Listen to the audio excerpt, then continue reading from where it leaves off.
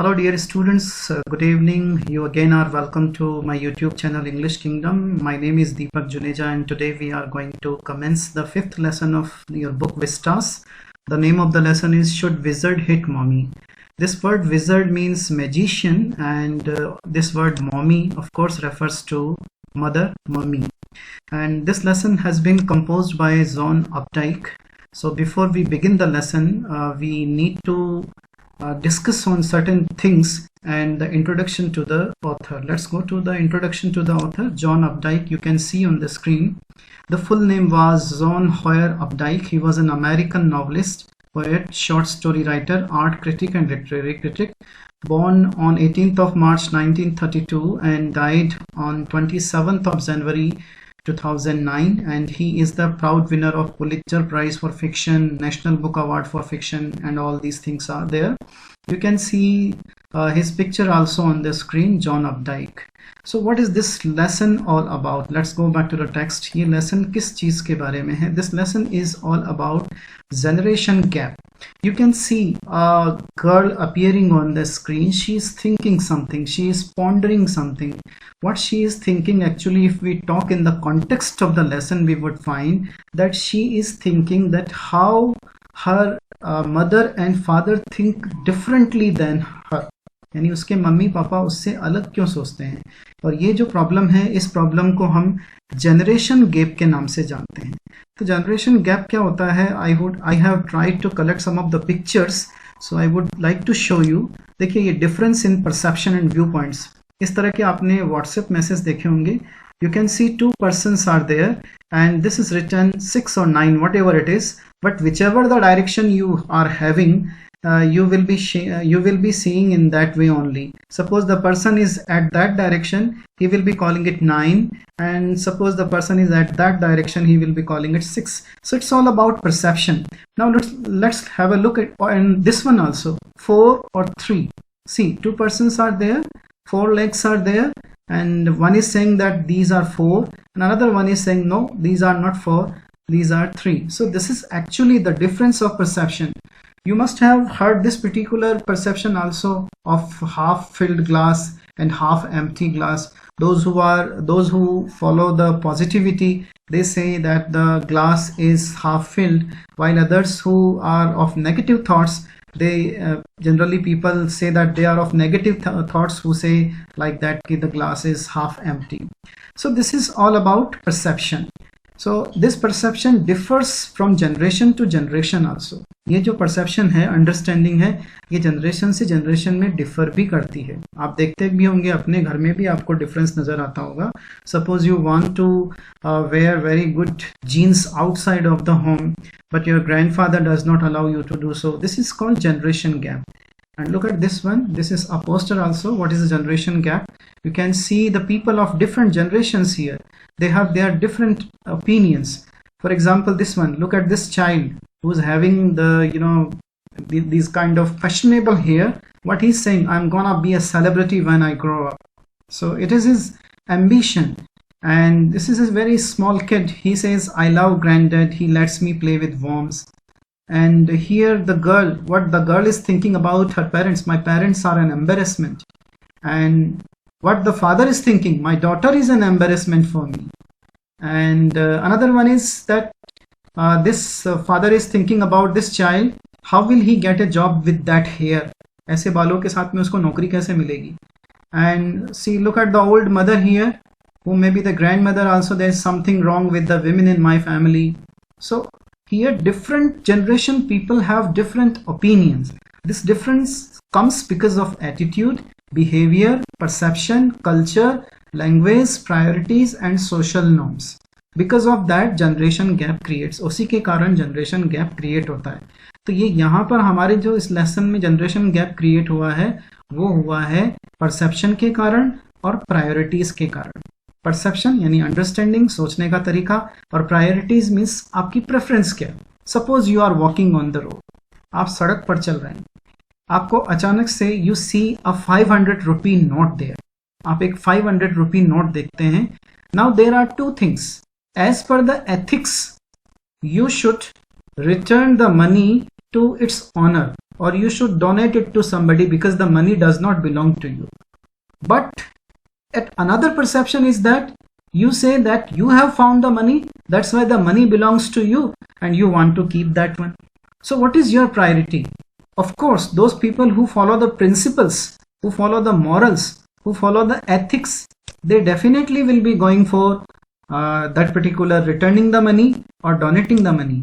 But those who have the priorities of collecting the money, they will be taking the money with them.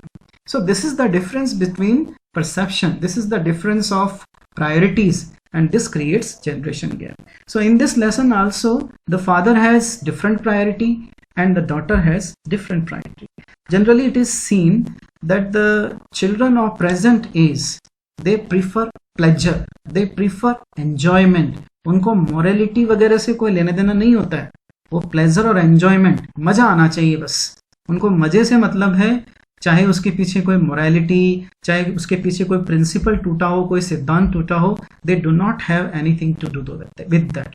While the people of old age, जबकि जो old age के लोग हैं वो लोग अपने अपने ग्रैंडफादर को भी देखा होगा घर पे या ग्रैंडमदर को भी देखा होगा, they believe in their principles, वो अपने सिद्धांतों में विश्वास करते हैं और अपने सिद्धांत के लिए या उसूलों के लिए किसी भी तरह के प्लेजर या किसी भी तरह की चीज को सेक्रीफाइस करने को तैयार होते हैं. But today's young generation, they are not ready to sacrifice their pleasure, they want pleasure to come to their life. वो उसके लिए अपने जो सिद्धांत हैं, प्रिंसिपल्स हैं, मॉरल्स हैं, उनको भी सेक्रीफाइस कर सकते हैं. तो this is the actually the title of this particular lesson is in the form of A question. Should wizard hit mommy? क्या wizard को mommy को hit करना चाहिए? So when you come to the end of the lesson, then you will be understanding the meaning of this one. So we are going to begin. Here is a story about the world view of a little child and the difficult moral question she raises during the story session with her father. एक story है एक छोटे से बच्चे की world view, मैंने दुनिया के बारे में वो क्या सोचती है, और एक बहुत डिफिकल्ट मॉरल क्वेश्चन वो पुट करती है अपने फादर के सामने. तो in the evenings and for Saturday naps like today's, Jack told his daughter Jo a story about out of his head. यानी हर शाम को, every evening and every Saturday, it was the duty of Jack. Jack is the name of father. What was his duty? To tell a story to his daughter. What was the name of the daughter? The name of the daughter was Jo. And he was supposed to tell a story out of his head. Out of his head means out of his imagination. अपनी कल्पना से बना के एक story सुनाने की उसकी duty थी हर शनिवार को और रोज शाम को, वर्किंग डे को. This custom means tradition. Began means started when she was 2. Who was 2? Jo was 2 years old. Was itself now nearly 2 years old. This custom also had become 2 years old. It means to say that the girl had become 4 years old. और जो लड़की है वो अब 4 साल की हो चुकी थी. And his head felt empty. His head felt empty means उसका दिमाग खाली हो गया था. Whose head was felt empty? Whose head was empty? The father's head was empty. Why his head was empty? Because he had told many stories. He had continuously been following the same custom for 4 years. 4 सालों से वो अपनी बेटी को कहानियां सुना रहा है. तो सुना के बेचारे का दिमाग खाली हो गया. Each new story was a slight variation of a basic tale. लेकिन वो भी बहुत इंटेलिजेंट थे फादर. उनकी हर स्टोरी एक ही कहानी हुआ करती थी, बेसिक टेल एक ही हुआ करती थी, बस स्लाइट वेरिएशन होता था, थोड़ा सा हल्का सा चेंज कर देते थे और रोज एक नई कहानी सुनाते थे. And this story was about A small creature. ये स्टोरी हमेशा एक छोटे से क्रीचर के बारे में होती थी और इस क्रीचर का नाम कभी रोजर, हमेशा नाम रोजर ही हुआ करता था. कभी ये रोजर फिश बन जाता, कभी रोजर स्क्विरल बन जाता, कभी रोजर चिपमंक बन जाता. अब स्टोरी का प्लॉट क्या था? The animal had some problem. Animal को कुछ प्रॉब्लम होती. Went with it to the wise old owl, और उसके बाद में वो उस प्रॉब्लम के सोल्यूशन के लिए he used to go to wise old owl. Owl के पास में जाया करता था. The owl told him to go to the wizard. Owl उसे विजर्ड के पास में भेजता. And the wizard performed a magic spell. और विजर्ड अपना जादू दिखाता. That solve the problem solve हो जाती. Demanding in payment a number of pennies. उसके बदले में वो पैसे मांगता greater than the number that Roger creature had. और जो पैसे मांगता वो हमेशा रोजर के पास में जितने पैसे होते उससे ज़्यादा ही पैसे मांगता, but in the same breath, और फिर उसी सांस में, यानी immediately, in the same breath means immediately directing the animal, उस एनिमल को बताता टू ए प्लेस की उस एक जगह का एड्रेस बताता where the extra pennies could be find, जहाँ एक्स्ट्रा पैसे मिल सकते थे। Then Roger was so happy, Roger फिर वहाँ से पैसे लाकर विजर्ड को दे देता। Then he became very happy, तब वो बहुत खुश हो जाता। He played games with other creatures, अब दूसरे क्रीचर्स के साथ में गेम खेलता। And went home to his mother just in time, और अपनी माँ के पास जाता ट्रेन की विसल की आवाज़ सुनते हुए, क्योंकि ट्रेन की विसल का मतलब his father had return home, कि उसके पापा बोस्टन से लौट आए।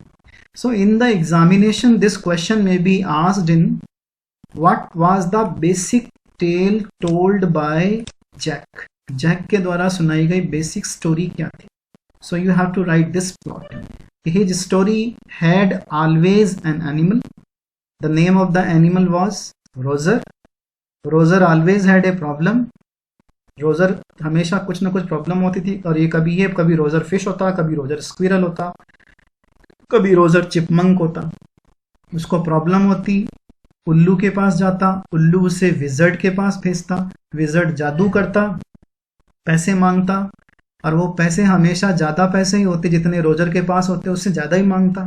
फिर रोजर को बताता कि बाकी पैसे कहाँ से ला सकते हो, तो रोजर उसको पैसे ला के देता, उसकी प्रॉब्लम सॉल्व हो जाती, और फिर ये कहानी खत्म हो जाती। तो this was the same plot of every story, only the name of the animal was change, बस एनिमल का नाम चेंज हो जाता। जैक डिस्क्राइब्ड देयर सपर, इसके बाद में जैक सपर के बारे में, supper means late night food के बारे में बात करता, and the story was over. Working his way through this scheme was specially fatiguing on Saturday, fatiguing कहते हैं टायरसम। इसी पैटर्न पर चलना every day, working on the same pattern was very tiresome, specially on Saturday, because Jo never fell asleep in naps anymore, and knowing this made the ride seem futile, क्योंकि शनिवार का दिन छुट्टी हुआ करती थी और जो सोने को तैयार नहीं हुआ करती थी। she used not to go to school, that's why she was not tired, and she could easily not be pushed into sleep. That's why this particular rite, this particular custom was very troublesome, especially on Saturday. Right का मतलब custom से है, ये परंपरा, ये action. Futile का मतलब useless, ये शनिवार को बहुत यूजलेस हुआ करती थी, because on Saturday the child was not ready to sleep. The little girl, छोटी बच्ची, she was not little now any more because she was 4 years old. The bumps her feet made under the covers were halfway down the bed, and she had grown old much. वो बड़ी हो चुकी थी, बहुत बड़ी हो चुकी थी, कि उसके पैर जो है बेड के आधे रास्ते तक पहुंच रहे थे, यानी बेड की आधी विड्थ तक पहुंचते थे। And their big double bed that they had let her be in for naps and when she was sick. ये जो उनका बड़ा डबल बेड था जिसको वो यूज करने दिया करते थे, किसको, इसको लड़की को, जो को, कब, जब उसे नींद आ रही होती या बीमार हो रही होती, तब। छोटी नींद का मतलब है, नैप्स का मतलब शॉर्ट स्लीप, छोटी झपकी के लिए, छोटी नींद के लिए, जो दिन में सोते हैं उसके लिए यूज करने दिया करते थे। तो लड़की जो थी, the girl had grown old and even her feet was reaching half of the double bed, उसके जो पैर थे वो डबल बेड के हाफ तक पहुंच रहे थे। Had at last arranged herself, उसने अपने आप को अरेंज कर लिया था, because she was preparing herself for another story, and from the way her fat face deep in the pillow shone in the sunlight sifting through the drawn shades, it did not seem fantastic that some magic would occur and she would take her nap like an infant of 2. So what's the meaning of that one? She was ready for story, this is clear. And from the way her fat face deep in the pillow shone in the sunlight, यानी उसका fat face भी fat हो चुका था, बड़ा हो चुका था, because she was now 4 years old and she was hiding her face in the pillow, अपने चेहरे को वो पिलो में छिपा रही थी, और पिलो के ऊपर सनलाइट आ रही थी। Where was sunlight coming from?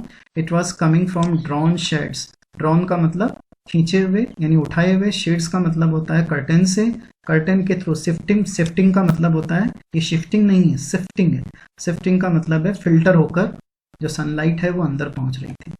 It did not seem fantastic that some magic would occur. The writer means Jack was not expecting for any kind of magic to occur, that she would take her nap like an infant of 2, कि वो 2 साल के बच्चे की तरह सो जाएगी. He was not expecting.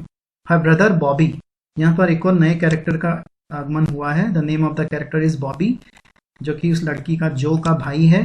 And he is 2 years old. 2 साल का है वो. Already asleep with his bottle. बच्चा है, पहले से बोतल के साथ में सो गया है. Jack asked, who shall the story be about today? So Jack is finally going to begin the story. And he asks, who shall the story be about today? आज की कहानी किसके बारे में? Roger, जो squeezed her eyes. Squeeze का मतलब दबाना. उसने अपनी आंखें दबाई. शट का मतलब बंद आंखों, कोई मसला. स्क्वीज का मतलब दबाने या मसलने से. And smiled to be thinking she was thinking. Her eyes opened, her mother's blue. Skunk, she said fondly. उसकी आंखें खुली. जब उसको स्टोरी सुननी थी तो उसकी आंखें उसने अपनी खोल ली. Her mother's blue. Her mother's blue का मतलब she had inherited those blue eyes from her mother. यानी उसकी ये आंखें उसकी अपनी मदर से मिलती जुलती थी. किसकी? जो की. उसने अपनी माँ से इनहेरिट की थी. यानी उसकी मदर की आंखें भी ब्लू थी और उसकी भी आंखें ब्लू थी. So what was the name of the animal that the girl proposed? The name of the animal that the girl proposed was skunk. Skunk animal का नाम उसने propose किया. Now what this skunk is? So I'm going to show you the picture of skunk. This is a skunk. This is an animal which is generally found in North America and South America, and is very well known. I would not say known, notorious for its the strong smell it leaves when somebody comes near to it. जब कोई इसके पास में आता तो ये बहुत strong बदबू छोड़ता है. For that strong smell this skunk is known for. इसी smell के लिए skunk जाने जाते हैं. Let's go back to the text. So here the name of the character of the story was Roger Skunk. So Joe was excited to hear the story. And what was the problem of this animal? The problem of animal was that he smelled so bad that none of the other little woodland creatures would play with him. इतना बुरी बदबू आती थी कि उसके पास में कोई भी क्रीचर जाकर उसके साथ में नहीं खेलता था. Zoe looked at him solemnly. She hadn't foreseen this. Solemnly का मतलब होता है ध्यान से. She hadn't foreseen means predicted. उसने इस चीज़ की कल्पना भी नहीं की थी कि इस तरह की भी कोई प्रॉब्लम हो सकती है कि कोई उसके पास में खेलने नहीं जा रहा था. Because he was smelling bad, क्योंकि उसके शरीर में से बहुत बुरी बदबू आ रही थी. Whenever he would go out to play, जब कभी वो खेलने बाहर जाता, Jack continued with zest. Zest का मतलब जील. जील का मतलब लगन, excitement. Remembering certain humiliation of his own childhood. Humiliation means insult. It means to say here Jack was trying to relate this particular story to his own childhood. In his own childhood, he also was humiliated for that kind of thing. अपने childhood में उसके साथ भी इसी प्रकार का humiliation हुआ है. इसलिए लिखा है remembering certain humiliation of his own childhood. अपने बचपन के ही कुछ insulting moments को याद करते हुए जैक वो स्टोरी सुना रहा था. सो ये it may not be because of strong smell. ये किसी स्ट्रॉन्ग स्मेल के कारण नहीं हो सकता है. It may be because of the discrimination in the name of race, in the name of colour, in the name of language, in the name of religion, whatever it is. But he is just recalling all those humiliations, and on the basis of that humiliation he is telling a story to his child. All of the other tiny animals would cry, oh, here comes Roger Stinky Skunk. सारे के सारे जितने भी जानवर जैसे Roger skunk आता उसको देखते चिल्लाते, अरे भागो भागो, रोजर स्टिंकी स्कंक आ गया. स्टिंकी मीन्स बदबूदार, स्कंक आ गया. And they would run away, and Roger Skunk would stand there all alone. He was alone there. No one was there to play with him, and 2 little round tears would fall from his eyes. और 2 छोटे छोटे से आंसू उसकी आंखों से गिर जाते. अब लिटिल राउंड टीयर्स बोला है तो डेफिनेटली बच्चे को मन को बहुत टच करेगा, क्योंकि छोटी छोटी आंसुओं की बात की. What was the reaction of Jo on that? तो जो की रिएक्शन क्या आती वो देखने वाली. The corners of Jo's mouth drooped down, not dropped down, droop का मतलब होता है मुरझा जाना, फेड हो जाना. जो इतनी खुश थी, अचानक से उसके जो माउथ था वो थोड़ा सा फेड हो गया. and her lower lip bent forward, और उसका जो नीचे का जो होंठ था वो आगे की तरफ झुका. I'm going to show you the picture. I can understand. This may be the perfect one. This you can see here. The girl is making face. The same kind of facial expression I think she would have given. So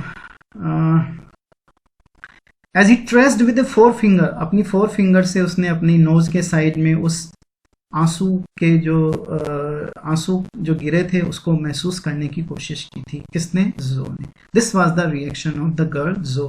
She also was trying to feel those tears because she was very unhappy for Roger Skunk, because no one would play with Roger Skunk because of his strong smell.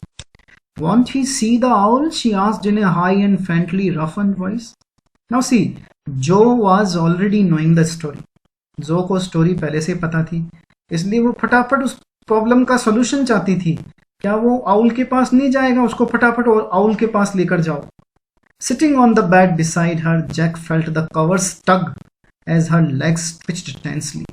Sitting on the bed, bed पर बैठे हुए, beside her, उसके पास में Jack को उसके जो covers यानी उसकी जो बेडशीट थी उसके अंदर खिंचाव महसूस हो रहा था. इसका मतलब ये था कि उसके लेग्स टेंस्ड थे, यानी उसके टांगे बहुत टेंस थी. इसका मतलब she was in tension. She wanted that tension to be resolved very soon.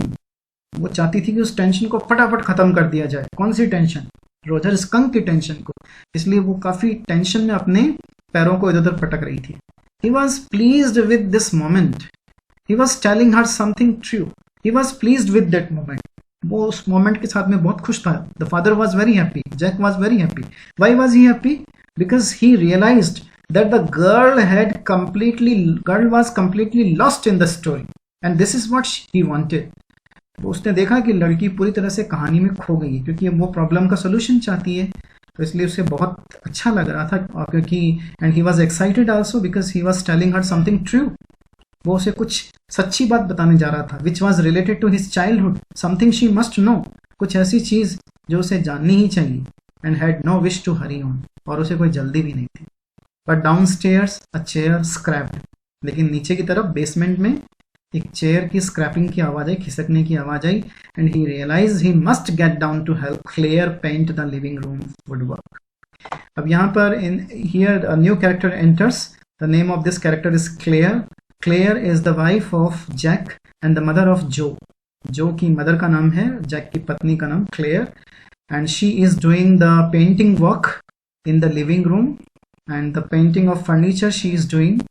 And while this particular noise was there, this distracted their attention. Well, he walked along very sadly and came to a very big tree, and in the tip top of the tree was an enormous wise old owl.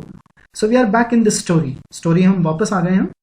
So he walked along very sadly. बड़े दुखी मन से वो गया, बड़े पेड़ के पर आया, और पेड़ के सबसे टॉप पर एक इनॉर्मस वाइज ओल्ड आउल बैठा था. इनॉर्मस मीन्स ह्यूज, एक बहुत बड़ा. You can see in the picture also. Good. This was said by Joe. Why did she say good? Because she was excited, and the story was going on her line of her expectation. Mr. Owl, Roger Skunk said, all the other little animals run away from me because I smell so bad. So you do, the owl said. Roger skunk ने क्या कहा? Mister owl, सारे जानवर मुझसे दूर डर के भाग जाते क्योंकि मुझ में बहुत बुरी बदबू आती. आउल ने अपनी आवाज में कहा. So you do, very very bad. What can I do? Roger skunk said and he cried very hard. What can I do? ये रोजर स्कंक ने कहा और वो बहुत जोर जोर से रोने लगा. The wizard, Joe shouted. Owl did not shout. Owl नहीं चिल्लाया, ये जो चिल्लाई. वो फटाफट चाहती है कि जल्दी से जल्दी विजर्ड के पास में पहुंच जाए और उसकी स्मेल गायब हो जाए, फिर सब बच्चे उसके साथ में खेलने लग जाएं. The wizard, Joe shouted and sat right up. Right up means उठकर बैठ गई. अभी तक लेटी सुन रही थी, अब उसको अचानक से एक्साइटमेंट क्रिएट हो गया. And a little golden book spilled from the bed. और एक जो छोटी सी जो प्राइमरी क्लास की बुक होती है वो उसके हाथ से नीचे गिर गई, बिस्तर के नीचे. Now Joe, Daddy is telling the story. Do you want to tell Daddy the story? When you are telling something to somebody, when you are telling story to somebody, if other people, the listener is means continuously disturbing you, तो you may get irritated. The same is happening with Jack also. वो बेचारा story सुना रहा है और जो बार बार में उसको डिस्टर्ब कर रही है, डिस्ट्रैक्ट करने की कोशिश कर रही है, तो उसको इरिटेशन तो होगा ही. So this was natural reaction. Jo daddy is telling the story, daddy आपको कहानी सुना रहे हैं ना, do you want to tell daddy the story? No, you me, नहीं आप मुझे सुना रहे हो. This was the meaning of that. Then lie down and be sleepy, लेट जाओ और बी स्लीपी. बी स्लीपी का मतलब सोने की कोशिश करो. What was the ultimate purpose of telling the story? The ultimate purpose of telling the story was to make her sleep. Ultimate purpose उसका जो था वो उसको सुलाना था. Her head relapsed onto the pillow. उसका सिर वापस पिलो के अंदर घुस गया. घुसने का मतलब है पिलो सॉफ्ट था इसलिए उसके अंदर दबा. And she said, out of your head. अपने आप बना के सुनाओ. Well, the owl thought and thought. At last he said, why don't you go see the wizard? Owl ने फिर, we are back in the story, owl ने उसको कहा कि तुम विजर्ड के पास में क्यों नहीं जाते हो. Now see, the girl is again disturbing the father. Daddy, what are magic spells real? क्या ये जादुई स्पेल रियल होते हैं? क्या वास्तव में जादू होता है? Now this was a natural question which could have been raised by a very small kid. एक छोटा सा किड जो 4 साल का हो चुका है, ये उस तरफ की एज आ जाती है जिसमें आप बच्चे को बेवकूफ़ नहीं बना सकते. 4 साल तक के बच्चे को आप आसमान की तरफ दिखाकर उसे बोलते हैं चंदा मामा होता है, लेकिन 4 साल के बाद में शी और he starts to put the questions कि चंदा मामा क्यों होता है. Then we have to explain. The girl was in the same phase. ये लड़की उसी फेज में थी जहां where she had started to put valid questions. She had started to put logical questions. उसने लॉजिकल क्वेश्चंस पुट करना शुरू कर दिया था. Just like last month, her reality phase, when he told her spiders eat bugs, जब उसने उसको बताया था कि स्पाइडर बग्स को खाते हैं, she turned to her mother and asked, do they really? क्या वो वास्तव में खाते हैं? So now see, the girl is not ready to believe on her father easily. Now she is putting the question. And when Claire told her God was in the sky and all around them, she turned to her father and insisted with a sly yet eager smile, is he really? जब clear ने उसको भगवान के बारे में बताया कि भगवान आसमान में होता है, तब उसने अपने पापा की तरफ देखा, क्या वास्तव में भगवान होता है? Means the girl had now entered into logical age, a particular age where she is putting the questions. So again she is disturbing. They are real in stories, Jack answered curtly. Curtly का मतलब rudely थोड़ा सा answer दिया. They are real in stories, झड़कने के अंदाज में. Answer भी देखो, they are real in stories, कि वो स्टोरीज में रियल होते हैं. She had made him miss a beat in the narrative. Narrative means he was telling the story and he had set a beat in that one. Beat का मतलब होता है एक रिदम बन चुकी थी, उस रिदम को तोड़ने का काम इस लड़की ने किया था. तो फिर उसको गुस्सा आ गया, इसलिए उसने कर्टली उसको रिस्पॉन्ड किया. कर्टली का मतलब रूडली, थोड़ा सा रिब्यूकिंग मोड में उसको डांट के बोला. The owl said, go through the dark woods, under the apple trees, into the swamp, over the creek. Owl ने उसे कहा, डार्क वुड्स में से होकर जाओ, एप्पल ट्रीज के नीचे होकर निकलो, स्वाम्प, स्वाम्प कहते हैं दलदल को, दलदल में से होकर जाओ, ओवर द क्रिक, क्रिक के ऊपर से होकर जाओ. व्हाट्स अ क्रिक? क्रिक क्या होती है? अ लिटिल रिवर, एक छोटी सी रिवर को क्रिक कहते हैं. Over the creek and there will be the wizard's house, वहां तुम्हें विजर्ड का घर मिलेगा. And that's the way Roger Skunk went, and pretty soon he came to a little white house and he rapped on the door. Rapped का मतलब होता है knocked. So this one, Roger Skunk reached to the house of the wizard. You can see in the picture as well. This is the house of wizard. He rapped on the door means he knocked on the door. Jack rapped on the window sill. Jack ने बकायदा knock करके बताया भी, window sill जो खिड़की की दहलीज होती है उसके ऊपर नॉक करके बताया भी उसे. एंड अंडर द कवर्स, और कवर्स के नीचे Jo's tall figure clenched in an infantile thrill. Jo under cover, cover के नीचे मतलब बेडशीट के नीचे जो की जो पूरी बॉडी थी वो पूरी की पूरी बॉडी क्लेंच कर रही थी. क्लेंच का मतलब सप्रेस कर रही थी, यानी टेंस्ड थी. इन an infantile thrill. Infantile, this word is made of infant. Infant का मतलब जैसे बच्चों जैसी, इन्फेंटाइल का मतलब बच्चों जैसी होगी. थ्रिल, थ्रिल मीन्स रोमांच. And then a tiny little old man came out. with a long white beard and a pointed blue hat, and said, "Hey, what you want? You smell awful." तब एक छोटा सा little old man आया with a long white beard. You can see in the picture, white beard and a pointed blue hat. This is pointed blue hat. And what did he say? What's this? What you want? You smell awful. This was because of the accent and the pronunciation. ये है क्या, लिखा क्या? What's this? What is that? What you want? What do you want? You smell awful. तुम में से तो बहुत बुरी बदबू आ रही है. The wizard's voice was one of Jack's own favorite effects.